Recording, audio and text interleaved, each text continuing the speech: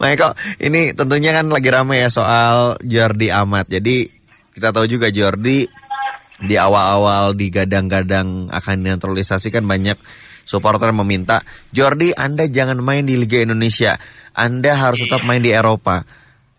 Malah gabung tim Malaysia. Bahkan ada yang menyampaikan ya udahlah nanti ditolak katanya proses naturalisasinya. Nah memang apakah semudah itu ditolak atau seperti apa sih prosesnya Mang Eko? Jadi pertama-tama saya nggak akan bicara masalah tahapan terus teknis saya enggak. Itu di Kemenkumham tuh yang nanganin ada tuh yang spesifik ya.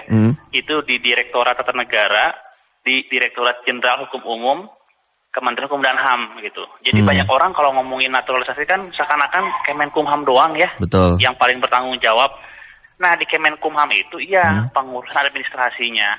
Tapi pihak lain yang terlibat ya banyak gitu. Sebelum masuk ke Kemenkumham ya, itu inisiasinya awal surat itu dari Kemenpora. Gitu. Jadi Kemenpora lah yang awalnya itu gitu. Nah ini juga perlu disampaikan nih ke masyarakat nih. Kenapa naturalisasi ini kadang-kadang kita lupa konteks ya, bahwa naturalisasi yang sibuk kita bicarakan ini adalah naturalisasi istimewa.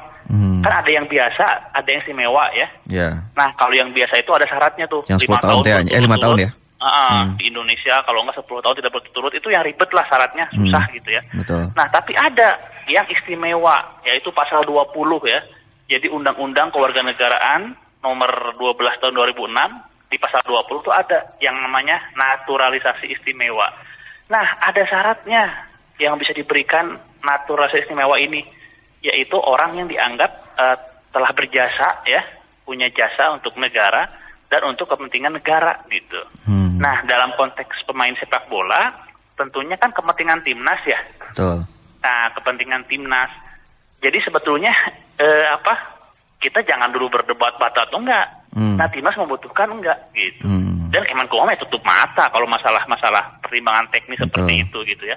Nah ini kan ramai itu kan gara-gara ini nih yang bikin ramai banget ini kan Ketua Komisi 10 ya. Bang Saiful Huda tuh viral di mana-mana gitu ya. Jadi memang betul selain pertimbangan administrasi ya, lalu juga pertimbangan teknis gitu ya. Ada juga faktor politisnya nih di pasal 20 ini. Karena harus dapat persetujuan dari DPR. Betul. Ya. Nah dalam hal ini berarti Komisi 10 ya terkait olahraga sama sebetulnya di Komisi 3 yang menangani hukum sebetulnya gitu. Nah jadi pernyataan Saiful Huda itu, Bang Saiful itu mungkin bukan dibatalkan atau gimana ya. Intinya mungkin yang pertama adalah DPR RI ya mungkin nggak akan memberikan restu gitu ya. Itu kan kalau nggak lolos di DPR RI juga nggak akan jadi tuh. Betul. Jadi naturalisasi ini ya nanti bentuk akhirnya itu kan Kepres kan Fauzi, Kepres ngambil sumpah akhirnya jadi WNI gitu. Nah kalau nggak lolos DPR RI ya stop gitu. Nah terus atau dari awal di Kemenpora jangan diurus gitu. Nah saya nggak tahu nih sampai mana gitu ya prosesnya Jordi Amat kan. Tapi seingat saya yang prosesnya terus dilanjutkan ya serius gitu. Itu kan 2 pemain ya. Yang pertama Jordi, yang kedua Sandy Walsh. Nah, itu. Jadi saya sendiri ada tim nih. Saya ketua timnya ya untuk tahun ini. Kami itu justru akan melihat kemanfaatan untuk negara nih terkait naturalisasi di sektor atlet ini gitu. Ini timnya masih berjalan, tapi ternyata ada rame lagi yang aktual kasus seperti ini gitu. Nah, terus ini Fauzi, sebelum kita ngobrol lagi, saya suka lupa kan saya dari awal gitu ya. Nah, kan tadi saya katakan kan bahwa ada kepentingan negara ya, terus embel-embel naturalisasi istimewa kan. Jadi memang betul kalau untuk pasal 20 ini ya harus benar-benar pemain yang hebat, yang beda sama yang lain. Kan banyak kritik terkait penggunaan pasal 20 ini ya. Digunakan sama siapa? Fabiano Beltram dan lain sebagainya. Padahal mereka memperkuat timnas aja enggak gitu loh. Padahal syarat pasal 20 itu tadi saya katakan apa? Yaitu kepentingan negara kan. Betul. Berarti kepentingan klub timnas. Ya? Nah, selama ini dituding bahwa banyak sekali klub ya, bukan negara loh, bukan timnas, bukan negara. Banyak sekali klub yang memanfaatkan pasal 20 ini untuk kepentingan mereka. Jadi ngisi kuota kalau statusnya asing kan berarti menuhin kuota pemain asing kan. Tapi kalau statusnya naturalisasi WNI berarti bisa pakai kuota orang Indonesia gitu. Jadi udah banyak kritik gitu anggota DPR segala macam juga mengkritik sebetulnya, tapi saya nggak tahu kok lolos-lolos aja gitu. Jadi penggunaan pasal 20 ini jangan sampai untuk kepentingan klub gitu. Jadi memang harus dipakai untuk timnas gitu. Dalam arti lain ya, kalau orang udah pakai pasal 20 ini, dia harus main untuk timnas gitu, Kang Fauzi. Nah, masalah siapa? Jordi ini ya, kan kita nggak tahu nih Sintayong masih butuh atau enggak gitu kan. Itu yang pertama ya. Jadi kuncinya ada di Sintayong.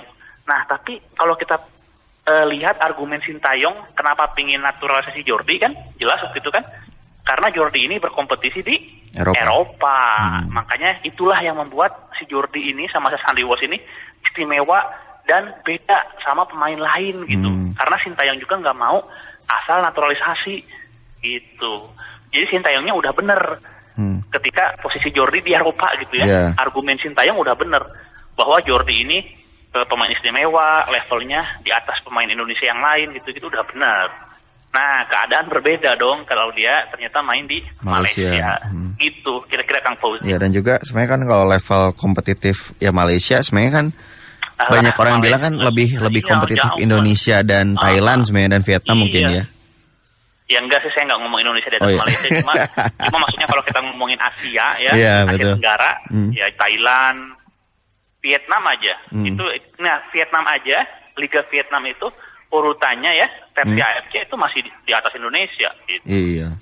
Dan Liga Vietnam di bawah Thailand. Jadi yang terbaik untuk di Asia Tenggara memang masih Thailand. Thailand ya. Oke, gitu. Itu dia, ya. Jadi ibaratnya gini, Jordi ini di Asia Tenggara aja dia nggak main di liga terbaik gitu loh. Iya, itu sih. Jadi ya istimewa apanya gitu mungkin ya, persepsi orang gitu. Dan juga ya kalau kita lihat kan Sintayong punya punya pendirian ya kalau Sintayong ya. Jadi ini pemain yang harapannya Eropa kok malah di Malaysia. Makanya gitu.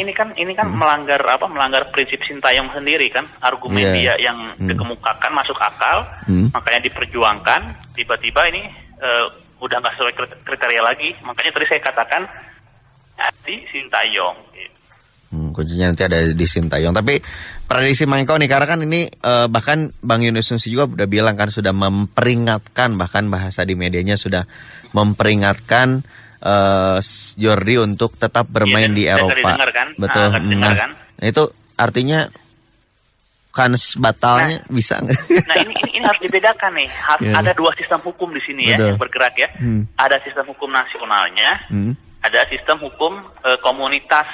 Karena misalkan nih, saya lihat rekam jejak dia ya. Dulu saya sempat meneliti sebentar ya.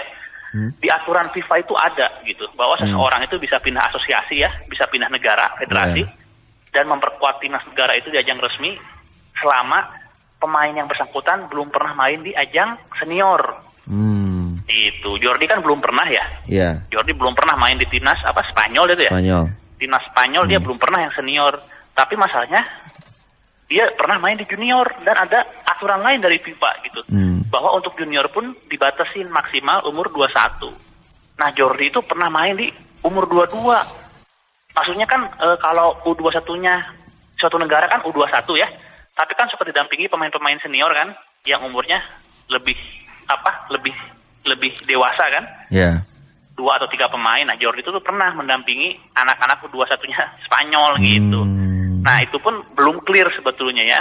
Belum clear gitu. Nah, ini dibedakan. Jadi hal-hal yang seperti ini dibedakan gitu. Sedangkan kalau untuk hukum nasional ya mereka mah nggak melihat tentang FIFA-nya. Pokoknya kalau orang ini melewati administrasi gitu ya. Lalu lolos di DPR, diambil sumpah, presiden ngasih kepres ya, jadi dia warga negara Indonesia gitu. Betul, dan ini pun tapi kalau tadi ya mungkin kalau untuk prosesnya kan tadi udah di warning di awal, belum tahu baru sampai mana gitu ya Kang Eko ya tadi ya. Saya belum update ya. Belum lihat dan nggak nanya-nanya juga gitu ya, nggak nanya-nanya juga. Cuma gini Kang Fauzi, maksud saya tuh kenapa ini jadi serius banget gitu ya. Ini karena yang melontarkan pernyataan ini Komisi 10 aja gitu. Jadi DPR salah satu institusi yang paling berperan nanti. Dalam tahapan naturalisasi pasal 20 ini kan DPR.